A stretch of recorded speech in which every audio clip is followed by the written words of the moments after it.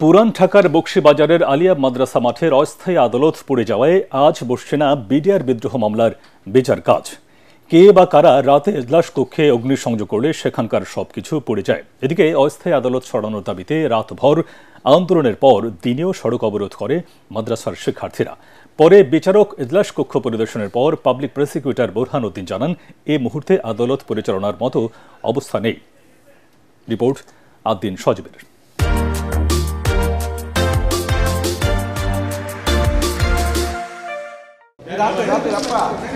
যেখানে হবার কথা বিডিআর বিদ্রোহ মামলার বিচার, সেখানে আগুনে পুড়ে ছাই সবই।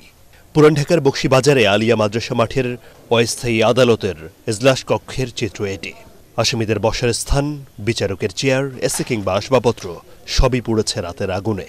ফায়ার সার্ভিসের কর্মীরা রাত 4টায় খবর পেলেও আগুন নেভাতে বেগ পেতে হয়। রাস্তাঘাটে কিছু ব্যারিকেড ছিল, এগুলো অনেকে সহযোগিতা করছে, করার পরে আমরা এখানে আসছি। আসার পরে ভিতরে আর ঢোকার মতো পরিবেশ ছিল না আর কি। কেরানীগঞ্জে নয়, বিডিআর হত্যাকাণ্ডের মামলার বিচার কাজ আলিয়া মাদ্রাসা মাঠের অস্থায়ী আদালতে হবে। বুধবার রাতে আইন মন্ত্রণালয়ের দেয় এমন তথ্যের পরেই রাতভর আন্দোলন করে ওই মাদ্রাসার শিক্ষার্থীরা। সকালে সেখানে প্রবেশের সবকটি গেট এবং প্রবেশপথে অবরোধ করেন ছাত্ররা। জানান, এই বিচার তারাও চান, কিন্তু মাদ্রাসা প্রাঙ্গণে নয়। অবশ্যই আমরা এটা বিচার চাই, কিন্তু সেটা তো স্থায়ী আদালত আছে, আদালত হবে, কিন্তু অস্থায়ী আদালতে কেন আইনে বিচার করতে হবে? এবার অস্থায়ী আদালত কোন জায়গা? যেখানে একটা শিক্ষা প্রতিষ্ঠান। অস্থায়ী যে আদালতটা, এই আদালতটা এখান থেকে নিয়ে যাক, আমাদের জায়গাটা আমাদেরকে বুঝিয়ে দিক। পরিস্থিতি বিবেচনায় সকাল থেকেই মাদ্রাসা এলাকায় পুলিশের ব্যাপক উপস্থিতি দেখা যায়। ছিল সেনাবাহিনীর টহলও। কিছুটা বিলম্ব হলেও পরে অস্থায়ী আদালতে আসেন আইনজীবীরাও। দুঃখজনক হলো, গত 24 ঘন্টায় এই মামলাটি কোথায় অনুষ্ঠিত হবে, আদালত কোথায় বসবে, তার জন্য সীমাহীন নাটকে তো আমরা দেখি।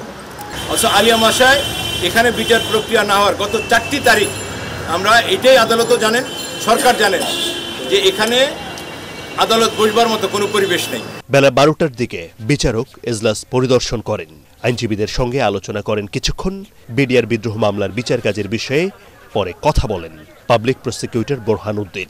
নিঃসন্দেহে এখানে আদালত পরিচালনা করার মতো কোনো প্রেক্ষাপট নাই, এটা উনি অবহিত হলেন, একমত হলেন।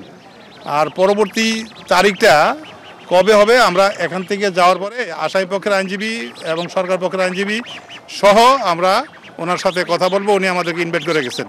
এই মামলার অগ্রগতির দিকে যখন তাকিয়ে দেশ, তখন আলিয়া মাদ্রাসার অস্থায়ী আদালতের এই ঘটনা ভাবাচ্ছে অনেককেই। দেশের ইতিহাসে খুব সম্ভবত এটি প্রথমবার যে বিচার কার্য পরিচালনার আগে রীতিমতো পুড়ে ছাই হয়ে গেছে এজলাস। কে বা কারা করেছে তা নিশ্চয়ই তদন্তের পরেই পরিষ্কার হবে, কিন্তু তা নিয়ে জনমনে প্রশ্ন রয়েছে অনেক। সেই সঙ্গে বছরের পর বছর কেন অস্থায়ীভাবে একটি আদালত মাদ্রাসার এই প্রাঙ্গণে রয়েছে, তা নিয়েও একদিকে যেমন ক্ষোভ রয়েছে, অন্যদিকে তা অপসারণের দাবিও জোরালো হয়েছে ছাত্রদের। আদ্দিন সজীব, এটিএন বাংলা, ঢাকা।